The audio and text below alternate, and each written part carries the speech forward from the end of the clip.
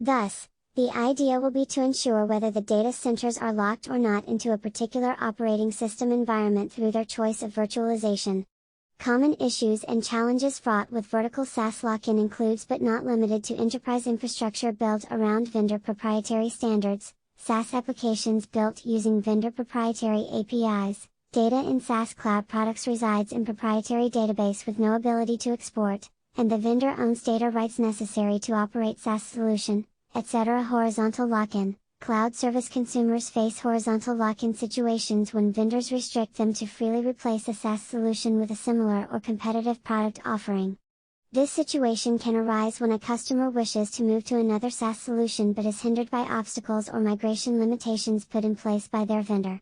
This consequently affects data portability, recreation of cloud-based services to on-premise, i.e., rollback, integration and interoperability, etc. Some of the likelihood of issues with SaaS cloud vendors or technology products which give rise to horizontal lock-in situations are, discontinuing software products without clear roadmaps for replacement, developing economically unsupportable solutions, releasing products without appropriate quality checks, vendor application highly customized to suit enterprise, etc. Vertical lock-in. In this situation, cloud SaaS customers are restricted to the use of specific software and hardware within the overall cloud service stack because of a chosen SaaS solution.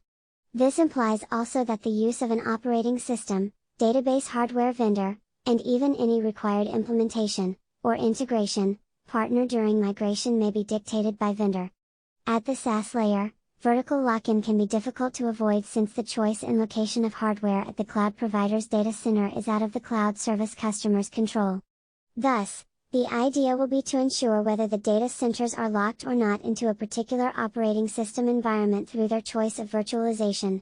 Common issues and challenges fraught with vertical SaaS lock-in includes but not limited to enterprise infrastructure built around vendor proprietary standards, SaaS applications built using vendor proprietary APIs, data in SaaS cloud products resides in proprietary database with no ability to export, and the vendor owns data rights necessary to operate SaaS solution, etc. Therefore, while the business value of cloud computing is compelling, it is clear from raised above that many organizations still face the challenge of lock-in when adopting cloud SaaS service capabilities.